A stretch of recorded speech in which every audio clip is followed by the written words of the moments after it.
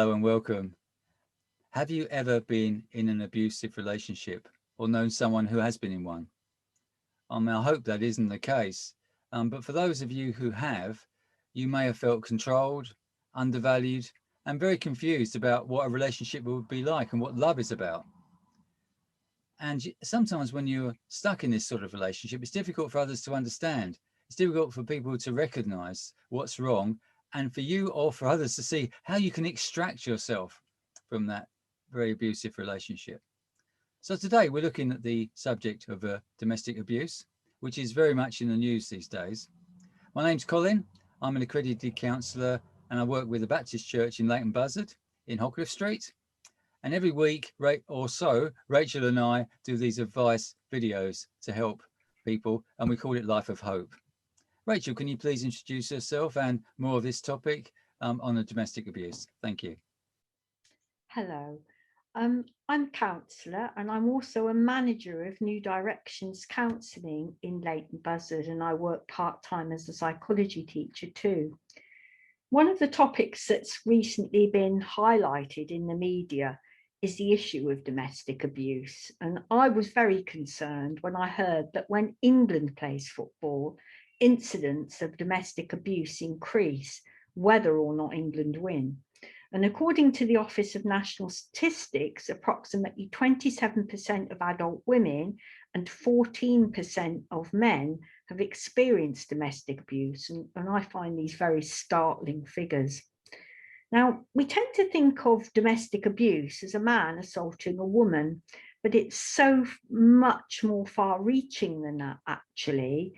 And basically, we can think about abuse being more far-reaching because in terms of it can be actually a man who's being abused, it could be siblings being abused. However, we need to bear in mind that the vast majority of abuse is men actually abusing women. And I was interested in looking at that, and I took some information about its scope from the victim support website, which I'm going to kind of explain to you now. And I'll just let you know from that website what they said, because I think it's quite interesting and informative. Now, the UK government's definition of domestic violence is any incident or pattern of incidents of controlling, coercive behaviour, violence or abuse between those aged 16 or over who are or have been intimate partners or family members, regardless of gender or sexuality. Now, the abuse can include, but it's not limited to, psychological, physical, sexual, financial, and emotional. And it can take many different forms, including physical abuse, sexual abuse, financial abuse, which is where someone controls someone else's money or gives them very little money, coercive control and emotional abuse, and that can include things like stalking, digital and online abuse, honor-based violence, and that's what from people in certain cultures might actually object to something another family member's done or a relationship they've got, and they actually go along and they hurt them physically, or they actually even murder them, forced marriage, and female genital mutilation, or FGM for short, which is a very serious form of abuse, which we might say more about at a future time. Now, Colin, can you please highlight some areas of domestic abuse which are important and explain a bit about them? Yeah, thanks, Rachel. Well, I've met partners, couples, where it's obvious to me as an outsider that the relationship is abusive and controlling. But for the couple, they can't see it. It's not so obvious to them. Perhaps they've got into a habit of living this particular way. Maybe the self-esteem and self-value may be very low, and the abusive person can play mind games with his or her partner. Sometimes they might be very kind and loving, and then they suddenly switch to being emotional abuse and physical abuse. And as this picture shows, when you're a victim, you can actually put a face on to outsiders, and no one really knows what goes on behind those closed doors. And this can be a real problem. And I think what compounds the problem is people don't always know what to look for, and there's a lot of things in society that probably don't help us with attitudes and beliefs. And it's really important for us to understand what's going on in people's minds who do this abuse. Their attitudes and beliefs are very, very key. There's a misunderstanding in wide society about what causes domestic violence and the type of person who would do this crime. Just picking on the men here, but he may look suave and sophisticated or seem very kind and nice, whereas we might think an abuser would be obviously look like an abuser in some way, like some sort of thug or something, but they're not so easy to spot. The clever abuser often gets away with it. They don't get caught. It's the ones that aren't so clever that get caught and they get in the news. And sometimes abusers are not easy to spot. And when I discuss domestic abuse with people, I find that the subject can easily be minimized or made too simple.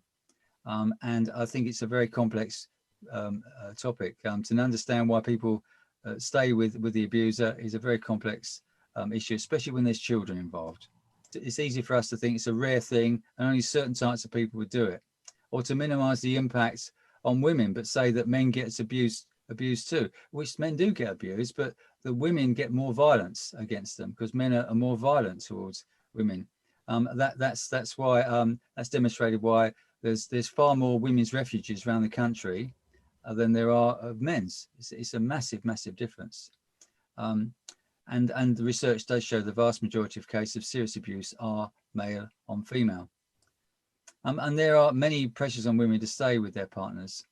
We will look more deeper at this in our next video in a week or so's time, when we're going to hopefully see an interview with CEO of Home Start Central Beds, who run the Freedom programs and other programs to help women victims of domestic abuse.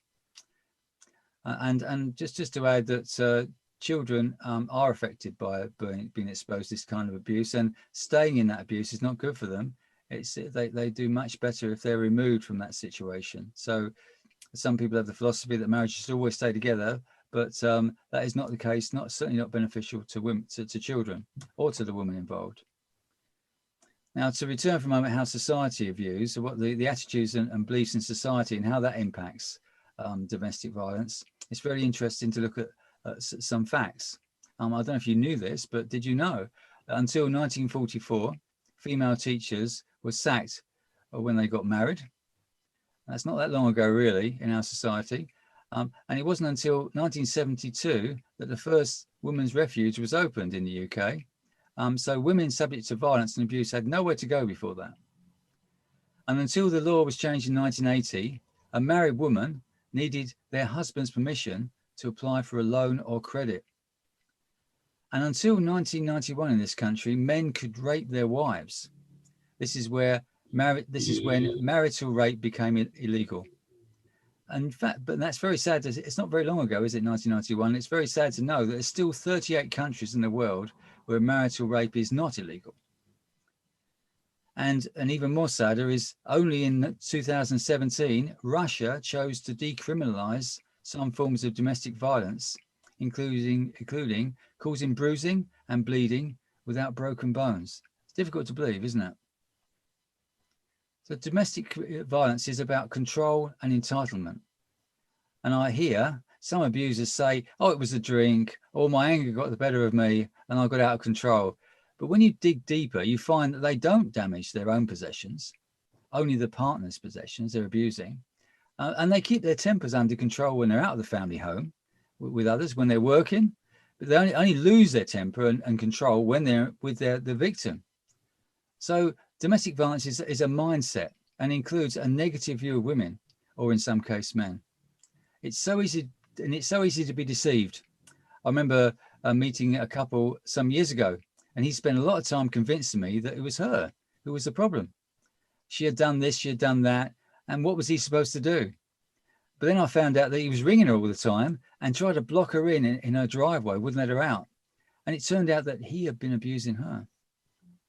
And my wife and I used to be neighbours to a couple when we lived in London, and she was quite small and petite, and he was a giant of a man. He was in the police. And she convinced us that he was neglectful, a bad husband who didn't care for her or her children.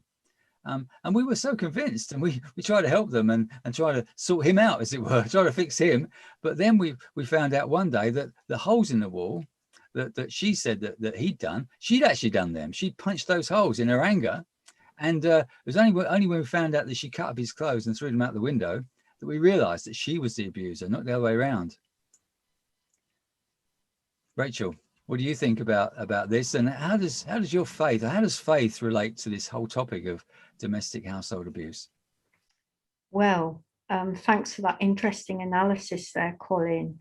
People can sometimes stay in abusive situations for many complex reasons. And I was thinking about that. How does faith impact in these situations? And what impressed me when I thought about it was that God is an amazing source of love, which is the opposite of abuse.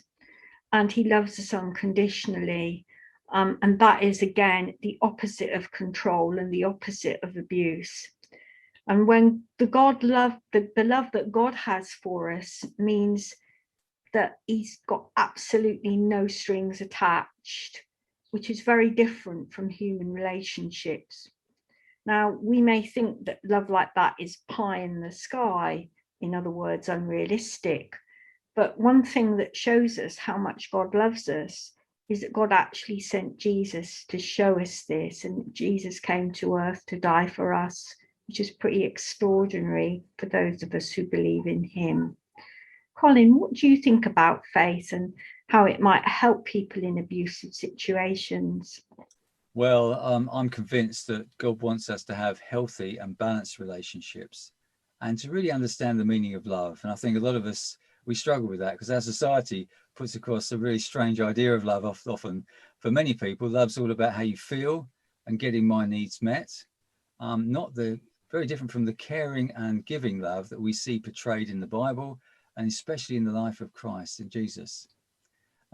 When we look at the Bible and Jesus, we see love expressed as being patient, being kind, not keeping a record of wrongs, and a love that thinks very highly of the other and not all about self-interest. To close us, Rachel, would you please close us now? Thank you. Well, if you need any help because you're going through domestic abuse, or maybe you know somebody who is, you can contact the Bedfordshire Domestic Abuse Helpline, and Colin's going to show us that on the screen. It's a Bedfordshire website from the Central Beds website. And you can also ring a helpline, and that is 0808 2000 247. 0808 2000 247. We hope that you found some of what we said useful today. Please feel free to message us on Facebook on our Life of Hope Facebook page, and we look forward to you joining us in the future. So bye for now.